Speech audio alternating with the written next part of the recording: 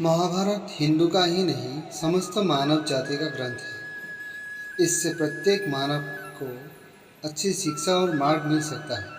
प्रत्येक मनुष्य को इसे पढ़ना चाहिए क्योंकि महाभारत में जीवन से जुड़ा ऐसा कोई भी विषय नहीं है जिसका वर्णन न किया गया हो और जिसमें जीवन का कोई समाधान न हो। इस ग्रंथ में देश, धर्म, न्याय, राजनीति, समाज, योग, युद्ध, परिवार, ज्ञान, विज्ञान, अध्यात्म और तकनीकी आदि समस्त विषयों का ज्ञान वर्णन मिलता है। बात उस समय की है जब 500 पांडवों को वनवास हो गया था। वनवास जाने से पहले पांडवों ने भगवान श्री कृष्ण से पूछा है, श्री कृष्ण अभी यह द्वापर युग का अंत काल चल रहा है, आप हमें बताइए कि आने वाले युग की गति क्या और कैसी होगी। श्री कृष्ण जवाब देते हैं, मैं तुम्हें इसका सीधा सा उत्तर तो नहीं दे सकता, लेकिन हाँ, तुम पांचों भाई वन में जाओ और वन में जो कुछ भी दिखे मुझे आकर बताओ। मैं तुम्हें उसका कलयुग में प्रभाव बताऊंगा। इसके बाद पांचों भाई वन में चले गए। उन्होंने वन में जो देखा वो देखकर आश्चर्यचकित रह गए। कृष्ण के कहे अनुसार पांचों भाई अलग अलग दिशाओं में वन की ओर निकले।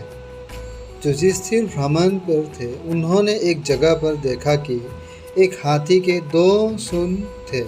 ये देखकर युधिष्ठिर के आश्चर्य का ठिकाना नहीं रहा। अर्जुन दूसरी दिशा में भ्रमण पर थे। कुछ दूर जंगल में जाने पर उन्होंने जो देखा उसे देखकर वो भी आश्चर्यचकित रह गए। वहाँ पर देखा कि कोई पक्षी है जिसके पंखों के ऊपर वेदों की रचनाएं की हुई है और वो पक्षी मुर्दे के मांस खा रहा है। यह दृश्य देख अर्जुन कुछ समझ नहीं पाए। दोनों भाइयों की तरह भीम भी भ्रमण पर थे। उन्होंने जो देखा वो भी आश्चर्यचकित रह गए। उन्होंने देखा कि गाय ने एक बछड़े को जन्म दिया, लेकिन जन्म के बाद में गाय बछड़े को इतना चाट रही है कि उसका बछड़ा लहूलुहान हो गया है। सहदेव भी भ्रमण पर थे तो उन्होंने चौथा आश्चर्य देखा। उन्होंने देखा कि 6-7 कुएं है जिसमें पानी है और बीच का एक कुआं खाली है। बीच का कुआं काफ़ी गहरा होते हुए भी पानी नहीं है और आश्चर्य हुआ, ऐसे कैसे हो सकता है। नकुल भी भ्रमण पर थे और उन्होंने एक आश्चर्यजनक घटना देख एक पहाड़ के ऊपर से एक बड़ी सी चट्टान लुढ़कते हुए नीचे आ रही है। वे कितने भी वृक्ष से टकराकर उनके नीचे गिरता हुए आगे बढ़ जाती है, विशालकाय वृक्ष भी उसे रोक ना सके। इसके अलावा यह चट्टान कितनी ही अन्य चट्टानों के साथ टकराई फिर भी वो उसे रोक नहीं सके। अंत में वो एक अत्यंत छोटे पौधे का स्पर्श होते ही स्थिर हो गए। इसके बाद पांचों भाई एकत्रित हुए और भगवान श्री कृष्ण को अपने अनुभव सुनाए।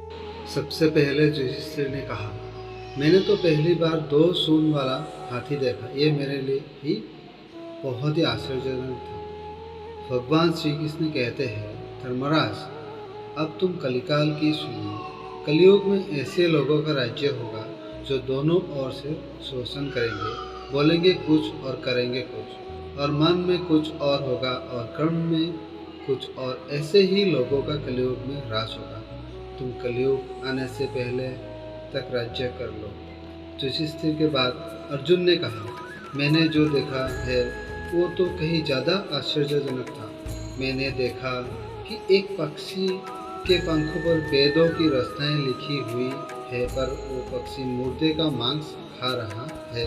श्री कृष्ण कहते हैं, कलयुग में ऐसे लोग रहेंगे जो बड़े ज्ञानी कहलाएंगे, विज्ञान की चर्चा करेंगे, लेकिन उनके आचरण राक्षसी होंगे। वो बड़े पंडित और विद्वान कहलाएंगे, किंतु ये देखते रहेंगे कि कौन सा मनुष्य कब मरे और हमारे नाम से संपत्ति कर जाए। हे अर्जुन, संस्था के व्यक्ति विचार करेंगे कौन सा मनुष्य मरे और संस्था हमारे नाम पर हो जाए।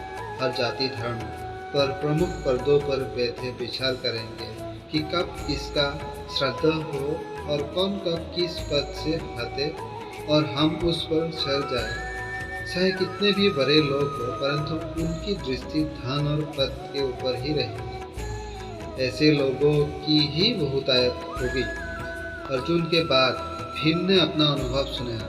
भीम ने कहा कि गाय अपने बछड़े को इतना छांटती है कि बछड़ा लहूलुहान हो जाता है। श्री कृष्ण कहते हैं, कलयुग का मनुष्य शिशुपाल हो जाएगा। कलयुग में माओं की बच्चों के लिए ममता इतनी बढ़ जाएगी, उन्हें अपने विकास का अवसर ही नहीं मिलेगा। मोह माया में ही घर बर्बाद हो जाएगा। किसी का बेटा घर छोड़कर साधु बनेगा तो हजारों व्यक्ति दर्शन करेंगे। यदि अपने बेटे ने साधु बनना चाहा तो रोएंगे कि मेरे बेटे का क्या होगा।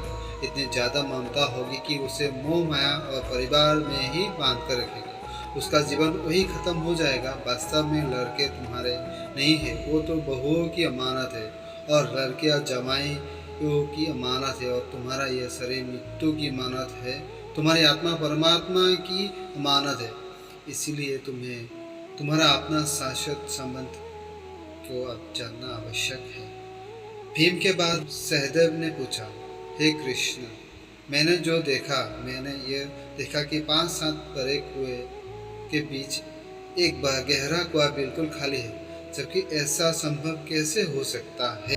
भगवान श्री कृष्ण ने जवाब में कहा, कलयुग में लड़की के विवाह में, मकान के उत्सव में, छोटे बड़े उत्सवों में तो लाखों रुपए खर्च कर देंगे, परंतु पड़ोस में ही यदि कोई भूखा प्यासा मर रहा होगा तो यह नहीं देखेंगे कि उसका पेट भरा है या नहीं। उनका अपना ही सगा भूख से मर जाएगा, उसे देखते रहेंगे, और दूसरी ओर मौज मदिरा, मांस भक्षक, सुंदरता और जस में पैसे उड़ाएंगे, किंतु किसी के 2 आंसू पोंछने में उनकी रुचि न होगी। कहने का तात्पर्य यह है कि कलयुग में अन्न के भंडार होंगे, लेकिन लोग भूख से मरेंगे। सामने बंगले में ऐशो आराम चल रहे होंगे, लेकिन पास की झोपड़ी में आदमी भूख से मर जाएगा। एक ही जगह पर उस असमानता अपने शर्म पर होगी। सहदेव के बाद नकुल ने श्री कृष्ण को बताया कि मैंने भी एक आश्चर्य देखा है कि एक बड़ी सी चट्टान पहाड़ पर से लुढ़की। वृक्षों के तने और चट्टाने भी उसे ना रोक पाए, किंतु एक छोटे से पौधे के स्पर्श से ही वो बड़ी चट्टान रुक गई। समझ नहीं पाए कैसे।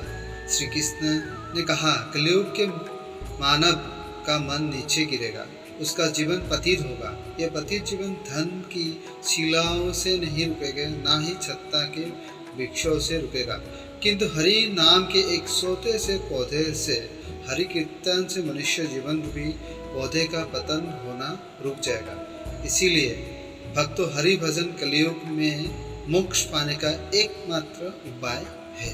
धन्यवाद।